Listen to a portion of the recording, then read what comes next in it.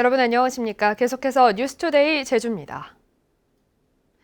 차기 대선 도전을 선언한 원희룡 제주도지사가 경선에 전력을 다하기 위해 지사직 사퇴를 고민하고 있다고 밝혔습니다.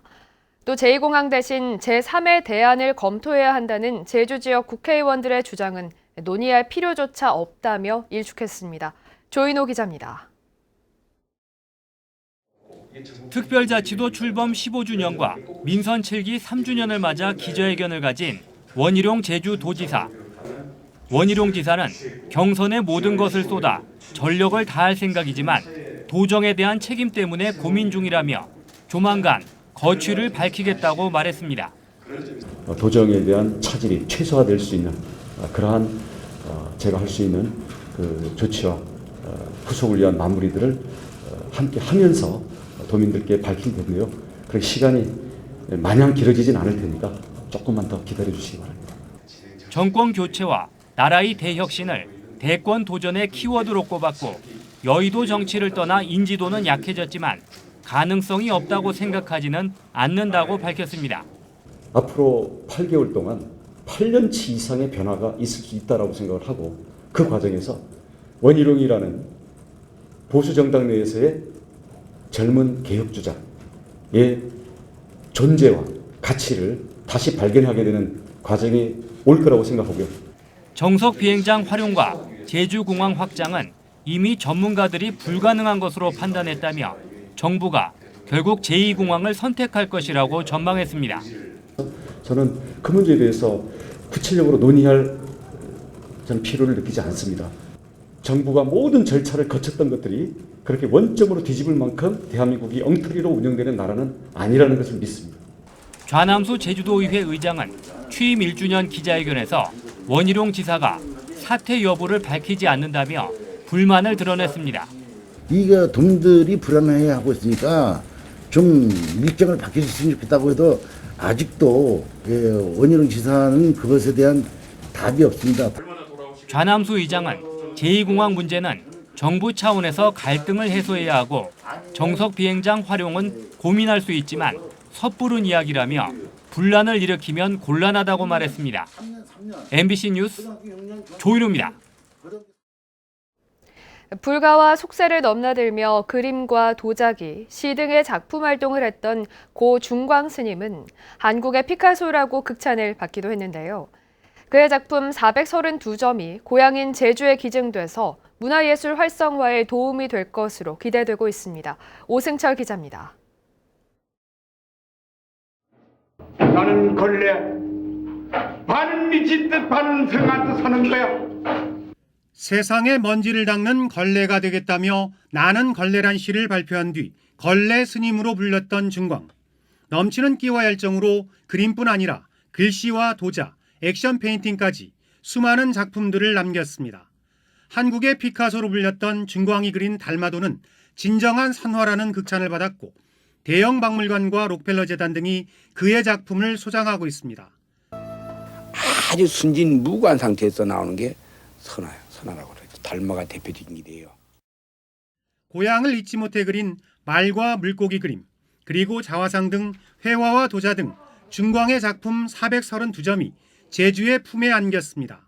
화가이면서 배우면서 시인이고 또 이렇게 여러 가지 종합예술가입니다. 그래서 다른 미술가하고 달리 이분은 어떤 단지가 만들어졌을 때 여러 가지 역할을 보여줄 수 있는 계기가 돼서 제주도는 중광의 작품을 추가로 수집하고 오는 2025년까지 한경면 저지리에 전용 미술관을 조성할 계획입니다. 중광 스님을 기억하고 중광 스님의 작품이 제주로 오는 것을 계기로 해서 제주가 지붕 없는 미술관으로 제주 전체가 앞으로 문화예술섬 제주를 한 단계 끌어올리는.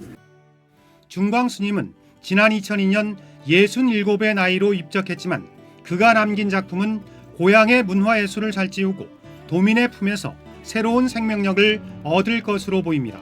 MBC 뉴스 오승철입니다.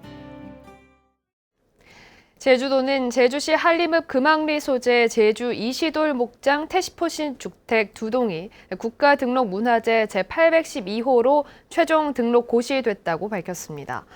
이번에 등록된 테시폰식 주택 2동은 아일랜드 출신의 고 맥그린치 신부가 지난 1961년 이시돌 목장을 개척하면서 지은 것으로 우리나라에서 제주에만 남아있는 테시폰 24채 가운데 가장 오래된 것입니다.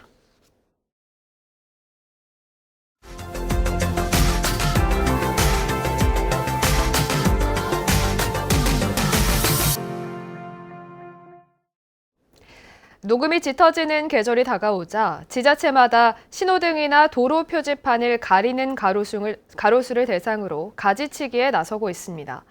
가로수를 도로 표지판 앞에 심어서는 안 된다는 규정이 있지만 정작 지자체에서는 현실성이 없다는 입장입니다. 김한수 기자가 취재했습니다. 왕복 7차선 도로 옆으로 가로수들이 빼곡합니다. 무성하게 자란 가지들로 제한속도 표지판도 가려졌고 초등학교 앞 신호등은 나무에 파묻혀 있습니다. 그렇게 자가용 옆에서는 날라보다 이렇게 내가 이해를 했지. 3차선 붙으면 안 보여 버려. 그들이. 시야 방해 등을 막기 위해 가지치기에 들어간 돈은 지난해 목포시에만 1억 원, 해마다 반복되고 있습니다. 도로 표지판 전방 40m에 가로수 심기를 제한하는 규정이 있지만 무용지물입니다. 기존의 가로수를 먼저 식지하고 이런 경우는 저희들이 그 적용할 수 없습니다만은 신도시를 조성한다든지 탁지급을 했을 때는 그런 법을 적용해서 새로 만든 주거 단지에도 표지판과 신호등 앞에 가로수를 촘촘하게 심는 일을 되풀이하고 있습니다. 표지판 전방과 가로수의 길이가 불과 5m밖에 되지 않습니다. 경찰 역시 어린이 보호구역이나 통행 금지 등 안전사고와 직결된 표지판 부근에는 가로수 제한이 필요하다는 입장입니다. 중요한 안전표지는 운전자에게 보이지 않을 경우 대형 사고로 이어질 수 있어 관련 규정에 맞게 가로수를 제거하거나 옮겨 심는 노력이 필요합니다. 전남의 가로수는 모두 280여만 그루, 22개 시군과 일선 경찰서는 도로 표지판을 가리는 가로수 전수조사에 나섰습니다. MBC 뉴스 김한수입니다. 재난은 약자에게 더 가혹하다라는 말이 있습니다. 모두가 지친 코로나19 시대에 더욱 그럴 텐데요. 이럴 때일수록 이웃에 대한 관심이 더욱 중요한데 춘천에서는 지역 주민들이 십시일반으로 위기 가구를 돕고 있습니다. 춘천 MBC 김상훈 기자가 현장을 다녀왔습니다.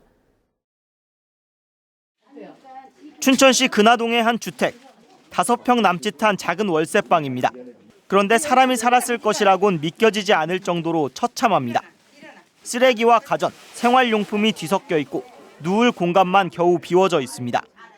음식물 쓰레기까지 그대로 있어 악취가 진동합니다. 70대 독거 노인이 3년 정도 거주한 곳입니다. 이런 사정을 모르고 춘천집을 찾은 여동생은 눈시울을 붉힙니다. 계속 여기에 있었으면 아마 안 좋은 일이 생겼을 수도 있어요. 기초생활수급자로 복지 예산이 지원되고 있지만 생활비와 월세를 내기도 역부족입니다.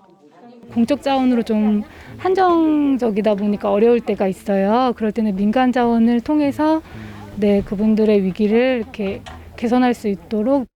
이런 위기 가구의 복지 공백을 메우기 위해 이웃 주민들이 직접 팔을 걷어붙였습니다. 폐기물 처리 비용과 새로운 집에 들어갈 가전과 가구들까지 모두 해당 지역 주민들이 십시일반 모은 성금입니다. 또 어려운 분들을 발굴해서 이렇게 한다는 것이 우리 근하동 도민들도 적극 찬성해서 조금씩 모아가지고 어려운 분들한테 도와주는 것에 보람을 느끼고. 지난 2019년부터 지금까지 춘천에서만 1억 4천만 원 넘게 모였고 취약계층 120여 가구가 생활비와 의료비 등을 지원받았습니다. 주민들이 하나둘 모은 성금이 지역 취약계층에 필요한 곳에 지원돼 하나의 지역 공동체 돌봄 제도가 마련된 셈입니다. 우리 주변의 위기 가정을 돕는 세대 공감 나눔 모금 릴레이는 올해도 오는 8월부터 춘천시 25개 읍면동 행정복지센터에서 진행됩니다. MBC 뉴스 김상훈입니다.